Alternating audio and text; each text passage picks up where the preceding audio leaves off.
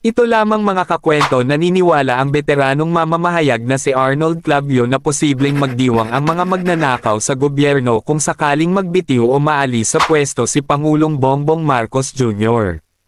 Nagtataka umano si Clavio kung bakit may mga nananawagan na magbitiw sa pwesto si Marcos, lalo na't ginagawa nito ang lahat para masawata ang mga kurakot sa gobyerno.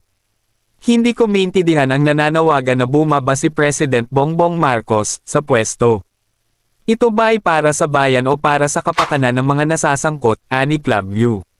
Klaro naman na ilang personalidad na nakakuha ng malaking halaga ng kickback sa mga proyekto ay tahimik ding sumusuporta sa panawagan na Marcos resign, dagdag pa niya.